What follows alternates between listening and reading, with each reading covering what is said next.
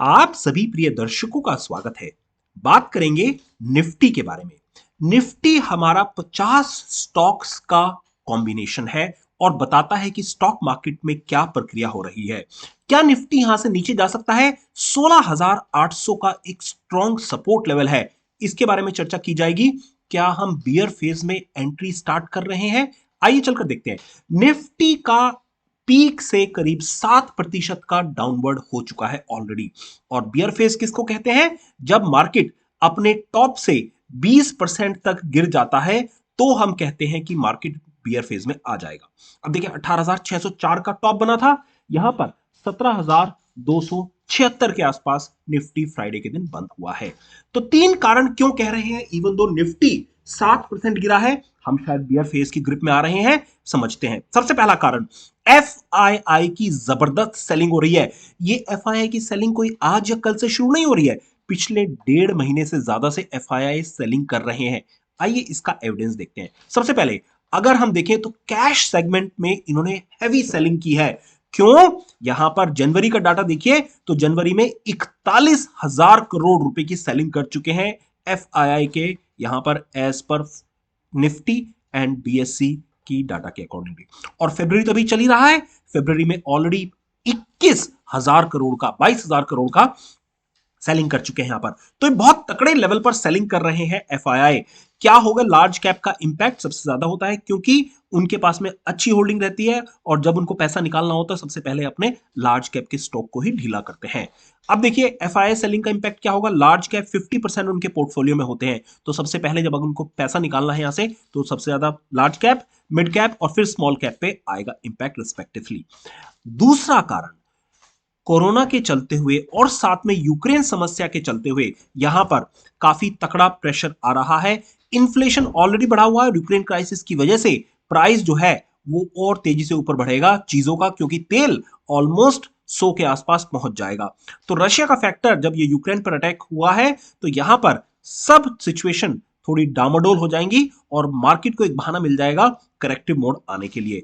अब जरा चलकर 50 स्टॉक का एनालिसिस किया जाए तो देखिए 20 स्टॉक ऑलरेडी फॉर हो चुके हैं, तो बियर फेज में ऑलरेडी 20% स्टॉक आ चुके हैं इनके, और कुछ और भी गिरने की संभावना है इनकी। कौन कौन से स्टॉक है जो ऑलरेडी बियर फेज में है? BPCL, Wipro, HDFC life, Shri cement, hero Motors. तो इनको जरा सेक्टर को समझिए। बीपीसीएल आपका ऑयल सेक्टर का दिग्गज है, तो ऑयल सेक्टर में कमी आ गई है। विप्रो आपका आईटी सेक्टर का लीडर था, आईटी सेक्टर में कमी आ गई है, बियर फेज में आ गया है। HDFC life insurance sector, Shri chemical ये इंफ्रास्ट्रक्चर से रिलेटेड रहेगा, और हीरो होंडा मोटर कॉर्प ये आपका कंज्यूमर्स के सेगमेंट में आएगा। तो ये तीनों सेक्टर जब इतने तकड़े तरह से बियर फेज में आ चुके हैं तो 26% बीपीसीएल गिरा हुआ है अपने टॉप से, विप्रो 24% गिरा हुआ है, एचडीएफसी 24%, श्री सीमेंट भी 24% और हीरो मोटर भी 24%। तो देखिए ये तो ऑलरेडी डेफिनेट यहां पर बियर फेज लग रहा है इन पांचों के पांचों सेक्टर के दिग्गजों की तरफ से। अब जरा चलकर और देखते हैं। डॉक्टर रेड्डी 23% गिरा हुआ है, इंडसइंड बैंक 23%, टाटा स्टील 22% अपने पीक से, टेक महिंद्रा 22% और डी विस लैब ये भी करीब 20% के आसपास है। तो ये 5 स्टॉक फर्दर, डॉक्टर रेड्डी आपका फार्मा सेक्टर, इंडसइंड बैंक आपका F I I favourite from banking sector, Tata steel steel sector का सबसे बड़ा दिग्गज स्टॉक, टेक महिंद्रा आईटी का अगला स्टॉक और डिविस लैब 20%, ये भी फार्मा सेक्टर। तो ज्यादातर सब सेक्टर के दिग्गज यहां पर थोड़ी सी सेलिंग देखने को मिल रही है। अगर हम इन्फ्लेशन की बात करें, यूएस में और यूके में ऑलरेडी इन्फ्लेशन कई डिकेड की ज्यादा है, 40 सालों से सबसे ज्यादा आ रही है और उसका इंपैक्ट सीधा स्टॉक मार्केट पर पड़ना शुरू हो जाएगा। तीसरा कारण, यूएस के मार्केट थोड़े नर्वस हो रहे हैं फेड चेयरमैन को देखने की वजह से। यहां जेरोम पावेल जी किस तरह से 50% का अगर इंटरेस्ट हाइक हो जाता है यूएस मार्केट में आने वाले 3 हफ्तों में तो यहां कोहराम मच जाएगा दोस्तों। इकोनॉमिक पर बहुत तगड़ा असर पड़ेगा, लोकल और ग्लोबल इंपैक्ट की वजह से निफ्टी थोड़ा सा डाउनवर्ड ट्रेजेक्टरी में जा रहा है। अगर डाउ जोन्स का फ्यूचर देखें तो ये फॉल कर रहा है कंटिन्यूअसली। देखिए 36,500 का लेवल था डाउ जोन फ्यूचर का यहां पर जनवरी 13 के आसपास, और यहां से एक बार तो इसने डिप बनाया है 33,000 400 के आसपास। फिर एक बार इसने रिकवरी दिखानी शुरू की थी, यहां तक आया था, 36,000 तक आने की कोशिश की और फिर ये 34,000 के आसपास फिर चला गया है।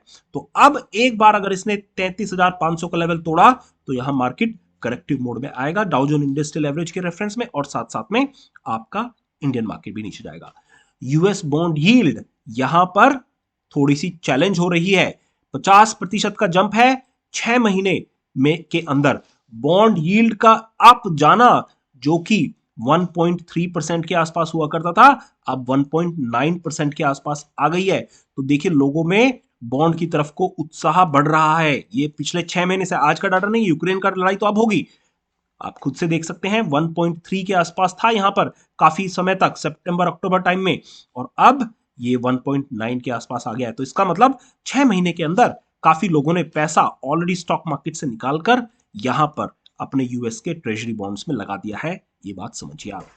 हम कुछ और स्टॉक लेके आए हैं जो अभी यहां पर बियर फेज में ऑलरेडी एंटर करने को है। निफ्टी 50 के 20% स्टॉक तो ऑलरेडी बियर फेज में आ चुके हैं, 28% और स्टॉक हैं जो विद इन बियर रेंज है। विद इन बियर रेंज मतलब एक दिन बियर फेज ने झटका मारा तो ये 28 स्टॉक भी बियर सेक्टर में आ जाएंगे, जो कि नेक्स्ट पोटेंशियल बियर कैंडिडेट है 15% के आसपास, 20% से 15% के बीच में। 14 ऐसे स्टॉक लेके आए आपके लिए, आइए देखते हैं। सबसे पहले HDFC 19%, Tata consumer 19%, Hindustan Unilever 19%, Adani port 19%, Kotak bank 19%।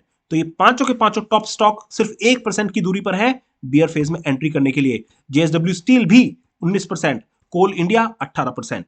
तो एक ही झटके में ये 7 के 7 स्टॉक हो सकता है कल को ही, मंडे को, ये फिर से बियर फेज में आ जाएं। इसके अलावा Bajaj Finserv 17%, ultra cement 17%, ITC 16%, Bajaj auto 16%, Britannia 16%, UPIL 16%, and last but not least HCL tech 15%। तो ये सारे स्टॉक बहुत क्लोज टेरिटरी में है, जो हो सकता है बहुत जल्द यहां पर बियर फेज में आने की शुरुआत हो जाए। तो क्या करना चाहिए आपको, अब ये क्वेश्चन बनता है। चलिए समझ गए कि काफी सारे स्टॉक, निफ्टी इवन दो यहां पर 7% दिखा रहा है, पर ऑलमोस्ट 50% स्टॉक आपके बियर फेज में लग रहे हैं, आ चुके हैं। हम आपको कंटिन्यूसली अपने चैनल पर बोल रहे हैं, जब निफ्टी का एनालिसिस डेली कर रहे हैं मार्केट में, weak counters will get hammered most, और जो वीक हैंड है they will get squeezed out. किसी भी स्टॉक को खरीदने से पहले आपको थोड़ा मार्केट का सेंटीमेंट भी समझना है।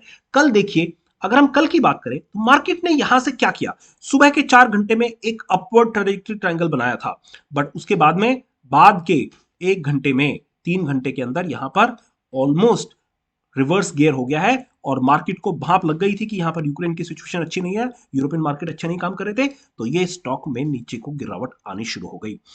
अब यहां पर क्या हो सकता है, अगर हम बात करें, जो हमारे ऊपर के रेजिस्टेंस हमने बताए थे, मेन रेजिस्टेंस 17,600 का है और नियर टर्म का रेजिस्टेंस 17,400 का है। सपोर्ट जो हो सकती है 17,000 के आसपास हो सकती है। अगर एक बार 17,000 टूटा तो ये 16,800 का एक स्ट्रॉन्ग सपोर्ट है। हमारी उम्मीद है मंडे को ये 17,000 का लेवल टच करने की कोशिश करेगा, और हो सकता है 16,800 तक जाने की कोशिश करे।